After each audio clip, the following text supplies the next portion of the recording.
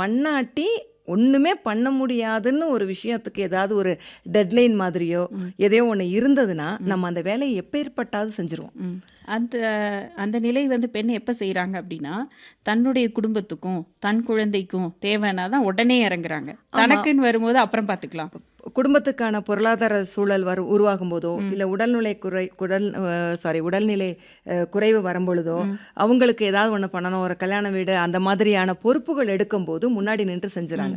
தீயா தன்னுடைய வேலை ஆரோக்கியம் பார்ப்பாங்க. உண்மைதான். தன்னுடைய ஆரோக்கியம், பிள்ளைங்களை நல்ல சாப்பாடு சாப்பிட சொல்ற எத்தனை அம்மாக்களோ இல்லை யாரோ தன்னுடைய ஆரோக்கியத்துக்கு எடுத்துக்கிறாங்க. தனக்கான எக்ஸசைஸ், உடல் ஆரோக்கியத்துக்கு தேவையான பயிற்சி எத்தனை பேர் செய்கிறாங்க. தனக்கு பிடிச்ச ஒரு வாசிப்பையோ இல்லை எனக்கு ஒரு மியூசிக் பிடிச்சிச்சு நான் இன்னைக்கு கேட்டேன், இல்லை நான் கேட்டு இன்னைக்கு பாட்டு பாடி ஜாலியாக ஆடிக்கிட்டு இருந்தேன், இது எல்லாமே அவங்களோட ப்ரையாரிட்டிஸ் லிஸ்ட்ல வந்து ரொம்ப பின்னாடி போயிடும். நேரம் இருந்தால் நான் செஞ்சுக்கிறேன்னு. நான் என்ன சொல்ல வரேன்னா 24 மணி நேரத்தில் மீ டைம்னு ஒன்று ஒதுக்கிக்கோங்க. கண்டிப்பா. உங்களுக்கான தனக்கான ஒரு 2 நேரம். மணி நேரம் 1 மணி நேரம் இல்லை 10 நிமிஷம் தான் கிடைக்குதா, அதை ஒரு நல்ல குவாலிட்டி டைமாக நீங்கள் அப்சர்வ் பண்ண பாருங்க. உங்களோட எனர்ஜியை உங்கள் நேரம் உங்களுக்கு கொடுக்காட்டி நீங்கள் பின்னாடி நாட்களில் உங்கள் குடும்பத்துக்கோ உங்கள் சார்ந்தவர்களுக்கோ அந்த எனர்ஜியை கொடுக்கவே முடியாது. நம்ம எனர்ஜியாக இருக்கணும். நம்ம ஒரு வைப் நல்லா இருந்தால் மட்டும்தான் நம்ம சுற்றி இருக்கவங்களுக்கு கொடுக்க முடியும்.